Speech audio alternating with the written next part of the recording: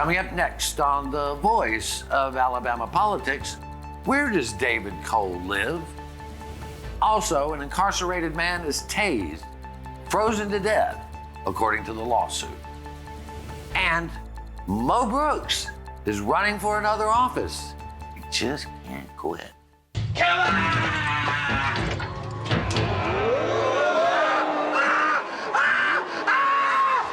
Be afraid. Be very afraid.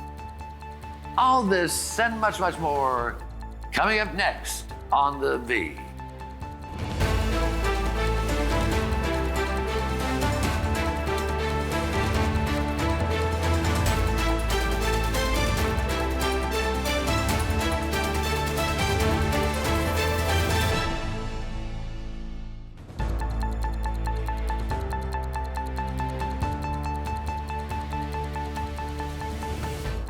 Welcome to The Voice of Alabama Politics, where we tackle the tough issues so you have the hard facts. I'm your host, Bill Britt, and as always, I'm joined by Susan Britt, research guru extraordinaire, and Josh Moon, columnist and investigative reporter at APR. Welcome. Hi, everybody. Hey, guys. We'll get right to it. You know, Mo Brooks came out and said that he was retiring from politics. He was going to go to his place on Lake Guntersville, and he was going to, have his grandchildren over and enjoy his life. Well, after he said that, he ran to be on the executive committee of the Alabama GOP, and he got slaughtered. He got 2 whole votes on that. Now he's throwing his hat in the ring, Susan, to be the chair of District 5 for the Alabama GOP.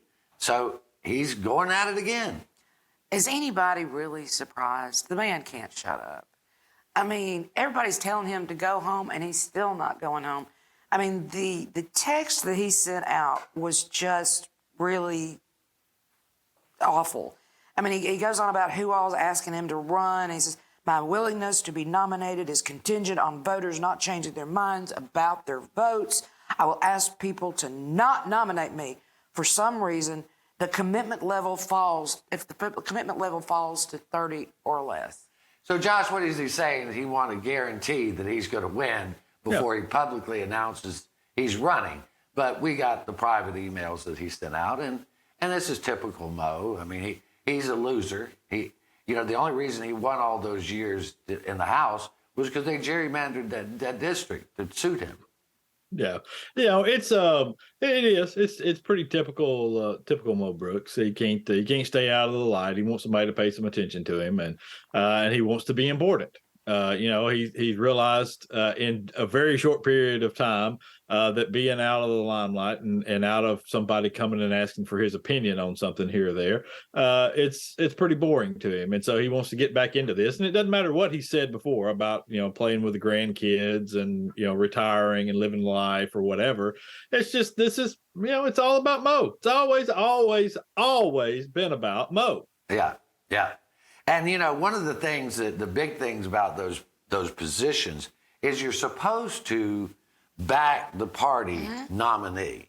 Now, I don't know, Susan, but I don't think Mo has a great track record of, backing the party nominee. No, talk to Donald Trump, back in the beginning before he was very Trumpy.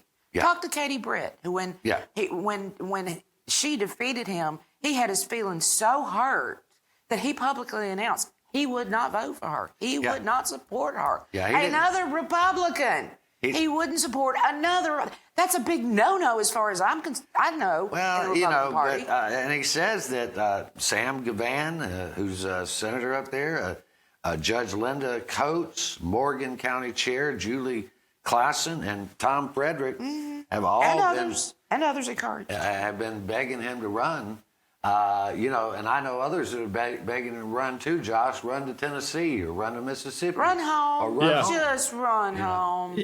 Yeah, I don't understand Why? Because I don't doubt that he has some friends there, but I still don't understand why anybody would be clamoring for Mo Brooks. And maybe it is all in Mo's head, which I think we've known for a while that there's a lot That of ain't the crazy only things that thing goes on Mo's up there. Yeah, but I mean it is pretty strange that people would ask him to run, given his track record of not really doing anything to help anybody else but himself. Yeah, and the mailbox, the mail post office. Yeah, There, you yeah. got Yeah, that the post name office. there. Don't forget the post office.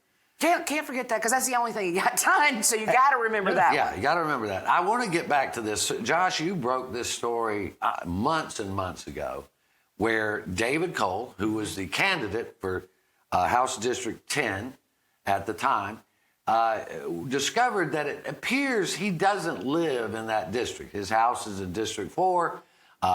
You've seen it. We know he lives in that house, but he claims he lives in District 10. And they tried to get around this, but finally the courts have ruled he's going to have to give a deposition and under oath say where he lives. Yeah. Yeah, he's going to have to give a deposition. The person's house, whose address he used on his filing form, they're going to have to give a deposition in this. And people expect that this whole charade is going to kind of fall apart. I mean, the lunacy of this that we're talking about, the house that he lives in, that he owns and lives in with his family, is in District 4. There is no disputing this is the case. So much so that he tried to use another address when he was running for office. Right. He used the address of a family friend to qualify that lived in District 10. But we know that this house that he lives in is in District 4, and he still lives there. I mean, we're going through this whole thing, and it's not like he's moved to this other district and he's trying to say, well, we were in the process of moving or whatever. He still lives in this house outside of the district. They even tried to rent an apartment in that district too and say that they were in the process of moving, which never took place. I mean, when you have Republicans talking about voter integrity, and have a guy that nobody's called to step down, and he ran knowing he didn't live in the district, tried to subvert the rules. How do you look yourself in the face and go, well, I'm a Republican who's for voter integrity, when one of your friends, your colleagues, your buddies, just cheated his butt off to get elected? It's just allegedly. I think it's been well pointed out here that if this is all true, and on the way into office, he was trying to subvert the rules to benefit himself. Well, what should we expect from him once he's in office? Yeah. And I hear he's really mad about this. And says he's going to get even with people who yes, he does. Move! Yes, he does. Move to the district, man. What are you doing? Move! Or just run against the guy that's in District 4. Yeah. Well, anyway, it'll be eventually up to the Republicans to look at the evidence and either keep him in the House or not. This will be something to watch about what they do. All right. You've been watching the voice of Alabama politics. We'll be right back.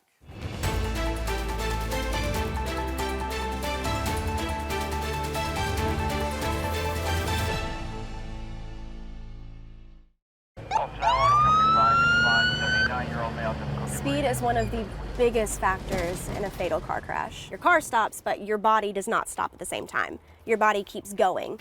And that could be running into your seatbelt, that could be hitting the airbag. Something has to stop it, and unfortunately, it's something very hard. There have been times that we've come upon accidents where if people weren't speeding, they'd probably still be alive today. It's truly dangerous, and it puts everybody at risk. There's just no point to it. This kind of stuff has got to stop. My dog Jupiter is frightened when I climb too high, the owl said.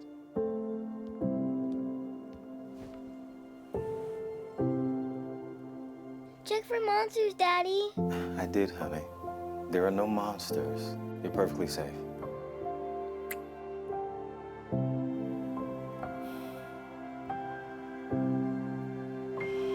Protect yourself and those you love. Vaccinate now.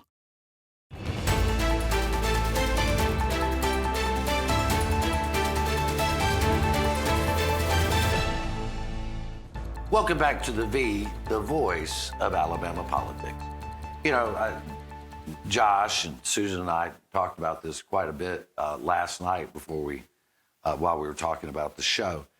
This will be part of this will be a disturbing segment. When we get to that part, I'll let you know. But Anthony Mitchell, 33-year-old man, was arrested, and then he was taken to the Walker County Jail by the sheriffs, where, according to a lawsuit, he was repeatedly tased, put into a refrigerated area or some type of refrigerated unit, and left there until he froze to death. Later froze to death at the hospital. According to the doctor's statement, he died of hypothermia. Susan, it's one of the most horrendous stories I've ever seen. And that's putting it lightly. Okay, what you just said is and I have to tell you, I am incensed. I'm infuriated that anything like this is even thought about being done. They initially put him in a holding cell for several days. No toilet, no bed, without any clothes on. Okay. Now, they said that has to do with the suicide watch and all that. I get that. He was having mental health issues, which the sheriffs had assured his cousin that he would receive treatment for once they got him to the facility. But no, once they got him to the facility, they just treated him like a caged animal. Now, not only was he in the freezer, they found him at 4 a.m. in the freezer in a restraining chair in that freezer. Now, they didn't call the ambulance. They took him back to his cell where all the people that were working that day went and visited and looked at him, including a nurse, according to the lawsuit. Didn't give him any medical treatment, left him there for almost 5 hours before they didn't call an ambulance again. They transported him to a sheriff's car to take him to the ER, where they did not tell him they had found him in a freezer, did not tell them what was going on. He was taking about 2 to maybe 4 breaths per minute when he got there. And Jonathan, I want to roll this clip real fast. If you are squeamish about watching someone that's incapacitated, I would turn away from the television. Let's watch this clip.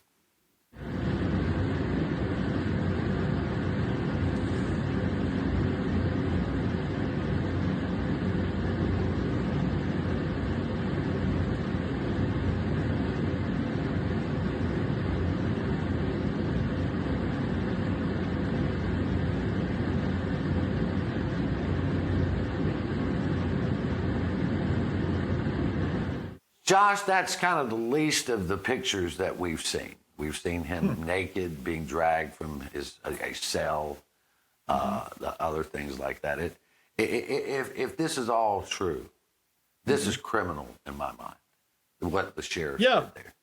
It's horrendous. I mean, and let's not forget, we also have another simultaneous lawsuit that was filed by a former deputy that worked for Walker County Sheriff's Office, who leaked a lot of this footage and, said she was terminated improperly because of, disclosing this information. She wanted people to know that basically a crime, a murder was committed. Yeah. And this is what it is. I mean, it's a murder. It's a murder of a person, there are other details in here as well. He had false teeth because he had years of drug use, and so he had false teeth, and they fell out when he was being tased, and the deputies confiscated those and kept them, and he could not eat for the few days he was in there because he didn't have any teeth in his mouth. Yeah, he was in there 14 days. 14 days. He was in there 14 days. Approximately 14 days. Yeah, and so. There seems to be now, and it filters from the top, and it starts with KIB and with Steve Marshall and with our legislators, and their refusal to address the very real problems and the cruelty and the just obscenities that occur every single day within our prison system. All right, this filters down from the top, and we treat people now with a level of cruelty, and it's accepted, and it's almost expected, as though there's some badge of honor for you doing horrible things to people at these facilities. And it happens at county jails. And I know a lot of county sheriffs, and I think that they are, for the most part, good men who want to do the right thing. But there are a lot of instances like this that take place at county jails, and I just, it's unfathomable that this went on for this period of time with nurses, with other employees walking by these rooms and seeing what's taking place with another human being. And I understand that this was a troubled individual that was having a mental breakdown. And there should probably be other places that we should be able to take these folks to. And there used to be other places that we could take them to instead of jails and county sheriff's offices and stuff. But you can't, if you're going to take this man in, you can't treat this person like this. You can't do this. This is not okay. And what are we doing anymore? Seriously, what are we doing? And that's the thing, Susan, we keep talking about, is that this man had mental health issues. He should have been in some different type of facility. But if this is all you have, you still have to treat him like a human being. And like you said, caged animal. If everything in that lawsuit is true, they treated him worse than you would treat a dog. Okay, fine. They don't have the capacity to do mental health. I get that. Okay. I don't get them locking him in a freezer. All right. I don't get them taking 5 hours to take him to the emergency room. The 5 hours they could have called an ambulance to him. They let him lay on the floor within his cell and just stared at him. It started from the very beginning when they disseminated the photo of his face spray painted black, right, and to make fun of him, and that's what they do. Exactly. It started that way, and this is born out of ignorance. Okay, these are stupid people that we've put in charge of things like this, and stupid people behave this way, and we've got to do better about, number one, educating people, and number two, getting stupid people the hell out of the system that's in charge of things like this. I would agree. And I got to tell you, Josh, now we put up the picture of him before all of his mental health stuff started, because I'm telling you, the reason they put that picture out with his face painted black had to do with the fact that people are going to look at that and go, oh, that's just another crazy drug addict. Yep. Oh, well, that's not a big deal. It is a big deal, even if he is a crazy drug addict.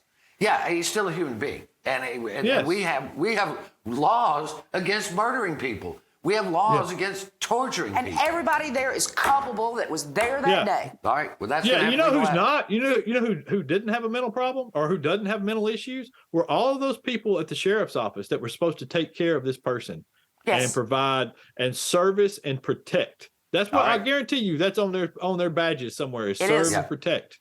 All right. We're gonna have to leave it right there. You're watching the voice of Alabama politics. We'll be right back.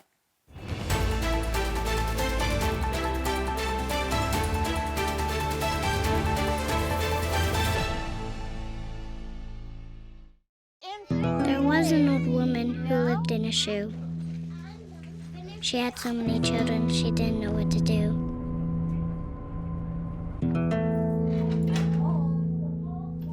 She gave them some broth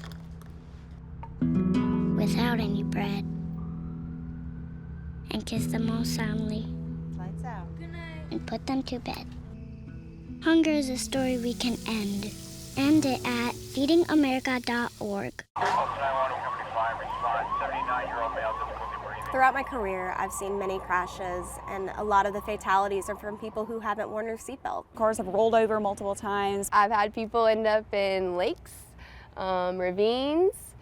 I've been looking for people in the woods for a couple hours before. Usually just about every bone in their body is broken, their organs have ruptured, and typically they die. You want to save a life, just simply click a button and put that seatbelt on. Seatbelts really do save lives.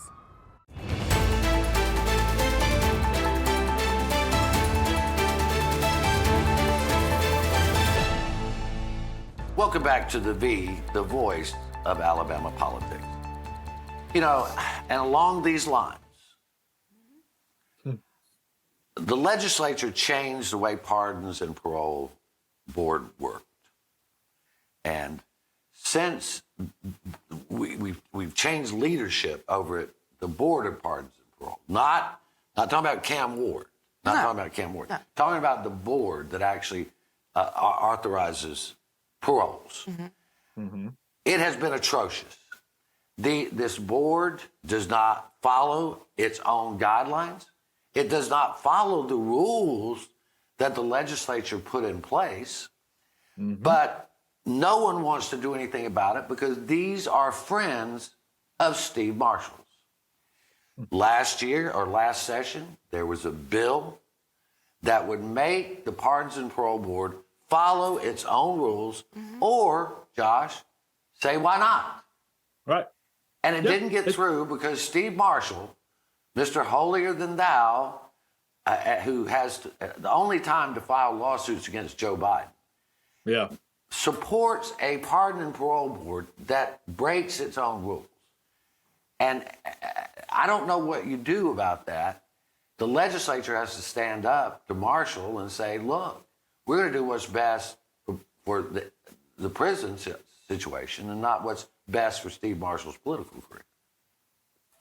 Yeah, we've run into this issue where we have determined, especially, well, first of all, we're a one-party state, and that one party is Republican, basically, and it dominates everything. And on the Republican side of things, it is much more beneficial for you to be seen as "quote unquote" tough on crime than it is to be just seen as doing a damn good public service job. And the public service here would be to run a correction system, including a pardons and parole board, that paroles people at a steady rate in a system that can be relied on, that rewards good behavior, that rewards achieving certificates of training, professional training, or getting GEDs, releasing those folks out under monitored situations, making sure that they receive some sort of job and are going to work and are staying out of trouble.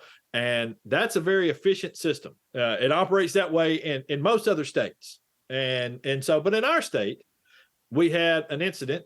This is the way it's always worked. We see it right now with the good time law, where one guy got out on good time, and so now we're going to do away with damn good time laws. So, well, here we go. Forget about the 99 others that didn't do anything and followed the rules, and everything worked out fine. And so this is what happened here, though, with the Pardons and Parole Board. We had a person that got out that should not have gotten out on parole. And instead of just correcting that situation, we've destroyed paroles, destroyed them. We don't do them anymore, apparently, unless you're white, of course. This is a system that is unworkable. It's unworkable. And Chris England, who sponsored this bill, only wants them to explain why they're not letting these folks out and following their own guidelines. Well, we can be quote unquote tough on crime, but we're also quote unquote overcrowded in our prisons. And we've got to do something. I mean, according to their own guidelines, between October and December of last year, they should have laid out, but however, the guidelines hover between 80 to 84%, and the actual grant rate only reached 8 to 11%, according to their own guidelines. And in the meantime, our crime rates went up. Yeah. Well, and again, it goes back to this other thing, like where, we're trying to parole people at a certain stage so that they can have access to more adjustment to living in society. And now they want to change that. Because if anything goes wrong, like a mass shooting, we change the gun laws. Oh, oops. No, we don't. No, we don't. Right. But here, if an incarcerated person does something wrong, all of a sudden, we got to change this. We can't have this. It's politically advantageous. That's all that matters. Nobody cares about lives and what's practical anymore. It's just whatever is politically advantageous. I have to point out that, speaking of systems, had a system put in place by the Attorney General's office actually worked, then the guy would have been caught and incarcerated again before he ever shot anybody. That's true. But anyway, we're going to beat that horse, but it ain't going to ride any better, I guess. Josh, something that you've reported on, Reuters broke the story. A Hyundai supplier not only was accused, but was found to have been employing child labor. There have been more instances discovered. This is something that Steve Marshall did nothing about once he was notified because he was too busy standing up to Joe Biden. 10 auto suppliers, not just a few. We're talking yeah. about 10 here. I mean, children as young as 13, Josh. Our Department of Labor did do something, and there's ongoing work being done. Yeah, there has been an investigation that was opened up after a second Reuters story detailed children in 29 plants around the state. That they had firsthand accounts, I believe, in 10 of those plants of child labor taking place, and Hyundai itself opened up an investigation of all 29 plants and performed audits. And now Hyundai is working with the federal government, Department of Labor, and with Terry Sewell's office, because Terry Sewell did get involved and decide to do something. And they are trying to work out a compliance system now and make sure that they are there's no more child labor taking place. They're going to do away with a lot of third-party staffing organizations that were staffing some of these suppliers. They're going to implement tip lines and do a number of other things to make sure that they are no longer employing children. And it turned into a huge scandal where and these were mainly migrant poor children that they were using in these plants. Yeah, absolutely. And it should absolutely be a huge scandal. Outrageous that in 2023 we're still putting children to work like they're, field hands. Anyway, we are about out of time, but I wanted to recall that it has been 60 years this year since Alabama opened its community college system, and right now it is being more productive than it's ever been, according to the latest reports. So we want to congratulate the community college system. Added $6.6 billion. For the good work they're doing. But we're going to have to leave it right there. You've been watching the voice of Alabama politics. You watch us because we watch them.